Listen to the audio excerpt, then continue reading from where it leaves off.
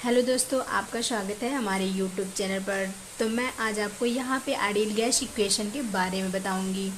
जैसा कि हम पिछली वाली वीडियो में 3-4 लॉ को पढ़ चुके हैं। 3-4 लॉ मीन्स जैसे कि बाज लॉ, चॉस लॉ, एवोगाद्रो लॉ, लुसाच लॉ, ठीक।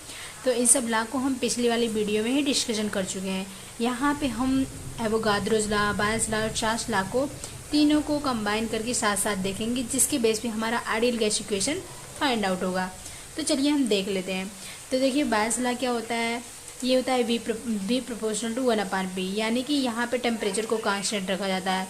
और यहाँ पे चॉस लॉ में प्रेशर को कांस्टेंट रखा जाता है, तो ये वी प्रोपोर्शनल टू टी होता है, यानी कि जो वॉल्यूम होता है ये टेम्परेचर के डायरेक्टली प्रोपोर्शनल होता है।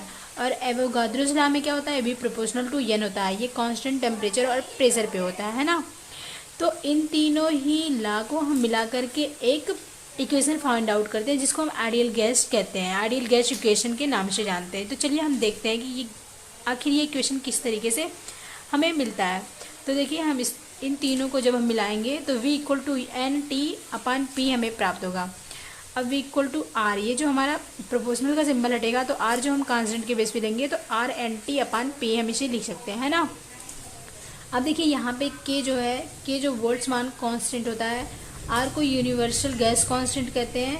तो इस तरीके से हम R equal to N A into K लिखते हैं। ये हमारा अलग का है, अभी हम इस वैल्यू को यहाँ पे रखेंगे आगे।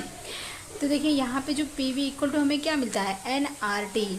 P V equal to N R T मिलता है, क्यों? क्योंकि आर जो है ये कांस्टेंट है। देखिए एन ए जो है और जो के है ये दोनों ही कांस्टेंट होता है ना, और आर भी यूनिवर्स कांस्टेंट है, यानी कि यूनिवर्स कांस्टेंट है गैस के लिए।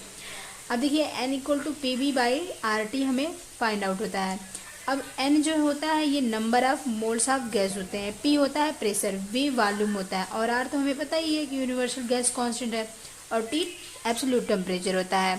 तो दोस्तों ये जो फार्मूला है ये PCS 1996 में पूछा जा चुका है, तो इसे हमें याद कर लेना है, ये जो हमें मिल रहा है। तो number of molecule of gas को हम क्या लिख सकते हैं, n इंटू एन ए, ये एवोगाद्रोज नंबर है, और यह जो स्मॉल n है ये number of moles of gas है, यानी कि 1 मोल गैस है, 2 मोल है, 3 मोल है। तो इस बेस पे ये स्मॉल n जो होता है ये number of moles of gas की संख्या, ठीक। अब देखिए इसको हम क्या लिख सकते हैं, equal to N A, N equal to P V by R T है, तो equal to N A into P V by R T हम इसे लिख सकते हैं। ये वाला जो इक्वेशन है दोस्तों ये PCS 1996 में पूछा जा चुका है, तो ये हमें अपने माइंड में याद कर लेना है। अब हम आगे बढ़ते हैं।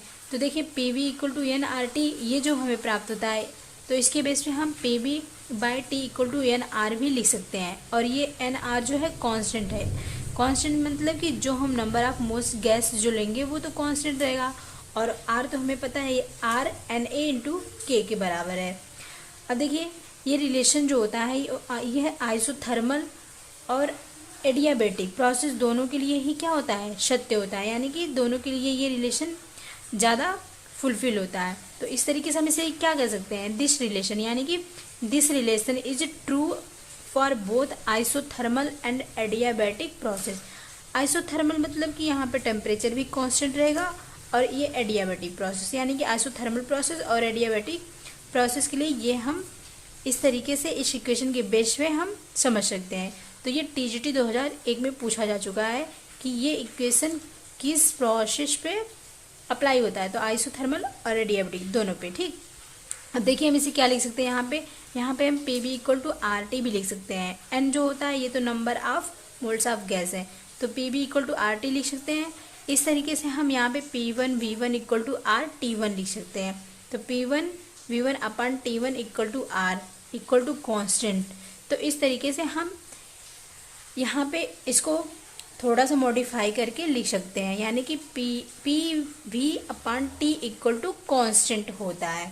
तो ये हमारा आइडियल गैस इक्वेशन था, जिसको हम P V equal to N R T भी लिख सकते हैं, या फिर P V by T equal to N R लिख सकते हैं, और ये आइडियल गैस इक्वेशन होता है।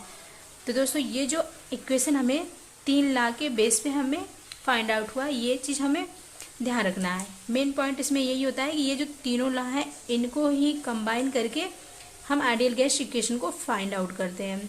तो आशा करती हूँ दोस्तों आपको समझ में आ गया होगा कि आइडियल गैस इक्वेशन कहाँ से हमें प्राप्त होता है और इसमें कौन कौन से यहाँ पे हम कांस्टेंट मानते हैं। ये जो बोल्ट्जमान होता है यूनिवर्सल गैस कांस्टेंट होता है, और एन जो होता है ये number of moles of gas है।